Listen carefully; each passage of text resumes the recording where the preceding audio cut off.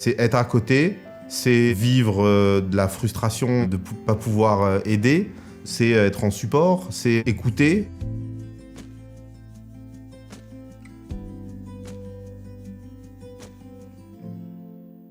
Je m'appelle Thierry, je suis un Parisien de 44 ans avec une structure familiale qui se compose de 2 jeunes filles et d'une épouse.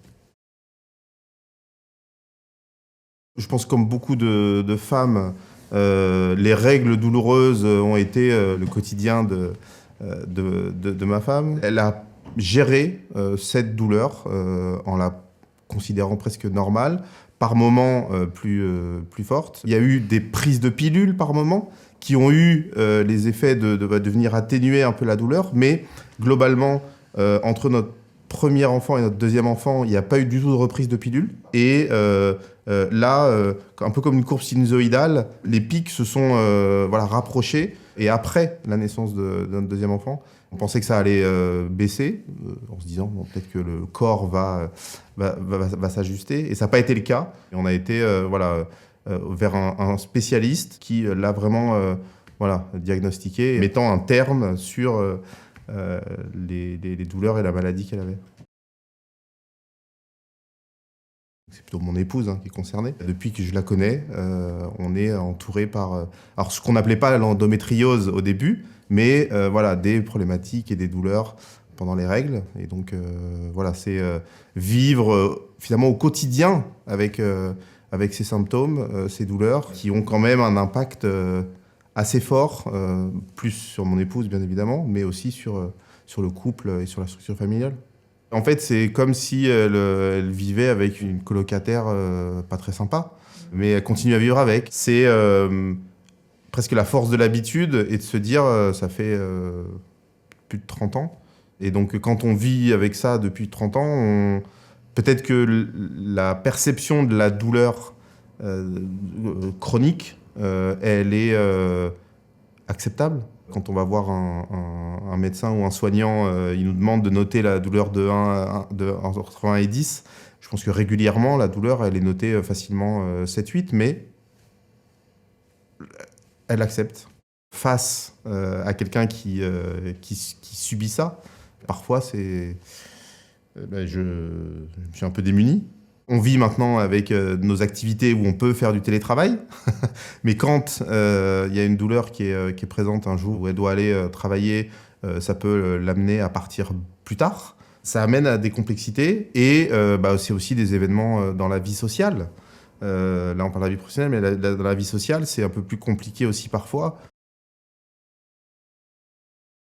Je ne me considère pas vraiment comme aidant parce que c'est pas comme un aidant avec des parents en fin de vie ou un enfant handicapé, mais c'est être à côté, c'est vivre de la frustration de ne pas pouvoir aider, c'est être en support, c'est écouter, parce que par moment on a envie de proposer des solutions, mais l'écoute est juste ce qu'il faut. Je partage avec elle des informations par exemple que j'entends, donc c'est lui donner les éléments qui pourraient l'aider, et après qu'elle puisse peut-être en choisir un qui va lui correspondre.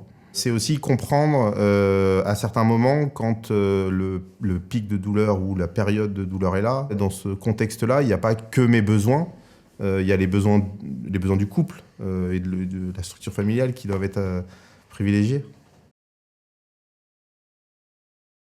On a une passion bouillotte à la maison et donc au moment des règles, les bouillottes tournent beaucoup pour soulager. On a une façon d'en parler assez libre et on veut vraiment leur faire comprendre que c'est pas normal d'avoir mal quand on a ses règles. C'est normal d'avoir des règles, ça c'est pas un sujet, c'est pas un tabou, mais c'est pas normal d'avoir mal quand on a ses règles. Je l'ai pas dit quand je me suis présenté, mais je travaille dans les ressources humaines. Au niveau national, on a une dizaine de pourcents de femmes qui sont touchées par l'endométriose. Et donc, si on a une dizaine de pourcents de salariés qui sont aussi touchés par ce sujet, ça en devient un vrai sujet. Et donc, on a travaillé avec les élus, avec les salariés et avec une solution externe qui pouvait venir nous aider sur ce sujet. Parce que, alors c'est pas parce que je le vis au quotidien que je suis un spécialiste de l'endométriose et donc il fallait avoir un support sur ce sujet. Et donc, on a travaillé avec Liv pour venir amener du support, de la communication aux salariés. Je pense personnellement que si on avait ce même type de maladie qui touchait alors, tous les sexes ou qui touchait les hommes, on aurait peut-être un peu plus investigué le sujet. Je pense que c'est un sujet qui est assez, encore sur certains angles, assez tabou. J'ai l'impression qu'il n'y a pas un médicament ou un dispositif qui va soigner tout le monde. En fonction des personnes et des femmes, les traitements doivent être différenciés. C'est une maladie qui est complexe, qui est comme certaines maladies pas visibles, et donc comme quand tout est complexe, il faut communiquer, mettre à disposition plus facilement des éléments d'information, peut-être sûrement aussi sensibiliser plus les médecins au sens large, pas que les gynécologues, mais aussi les médecins généralistes, et arrêter d'avoir cette croyance que, effectivement, non, ça va passer.